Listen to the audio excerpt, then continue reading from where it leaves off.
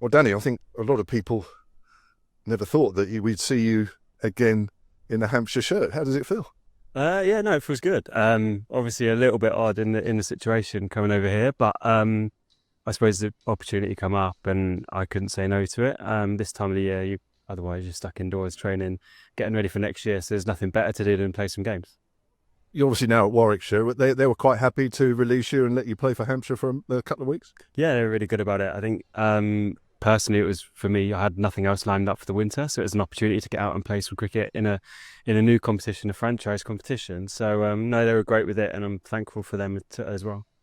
Been to Guyana before in any shape or form? I was out here with the Lions actually with Jimmy Adams. Would have been 2011. We're only here a week. I think it rained quite a lot so far. It's been quite different. It's obviously hot and dry, but we can't complain.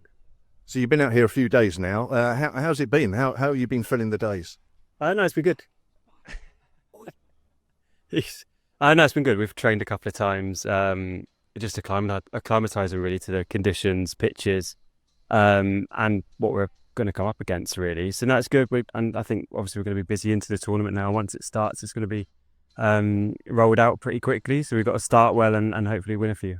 Just had Benny Howe there behind you. Of course, you're back at Hampshire, and of course, you were here at the same time as him before he went to Gloucester. Yeah, it's been a weird one. It's seeing a few old friends in Benny, Woody, and Dorse. It's almost gone full circle, I suppose, with all of us towards the end of our career rather than the start. But no, it's obviously great fun being out here with them again. And you've kept your links with the South Coast a bit because, of course, you're with the Southern Brave and the 100 anyway. Yeah, exactly. And which is always nice to come back down south. It's always still been home, I suppose. Home for me is on the Isle of Wight, but Hampshire is my home county as well. So it's really nice to be back. And obviously it's quite a weird situation, but no, it's been good fun. Part of the reason you playing for Hampshire and back at Hampshire is this wicket has a reputation for helping the spinners and the slower bowlers, doesn't it? Yeah, I think so. I think all the wickets in the Caribbean are that way, and I suppose spin has been effective.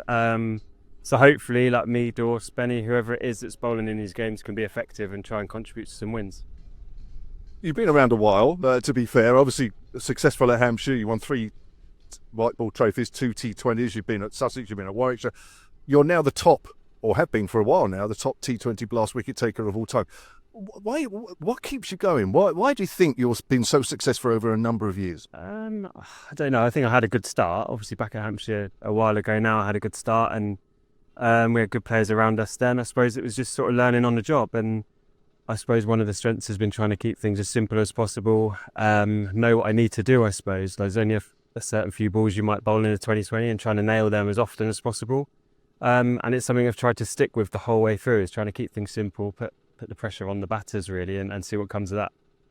This is a unique competition, first time, of course, and it's an international club competition, playing against unfamiliar opposition for a lot of players.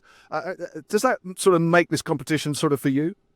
Yeah, I suppose it's an advantage because they don't know about us either as well. And I think you get so used to now analysis around different counties and different franchises, but with these new teams and new squads, there isn't as much research going into it, but also you just got to put your skills against theirs and hope that you're better than them. You've seen the squads all around the other 4 teams as well. Realistically, how can Hampshire do in this? There's no reason why we can't get a whole way. There's obviously some strong squads and players, but I think looking at the other squads, probably there was more of a team here, and we got to play as a team and know everyone's roles and stick to them. Everyone do their jobs. Other teams, there's good players, no doubt, but I think if we're together, we can come out really well, win a couple of games at the start, and roll that forwards.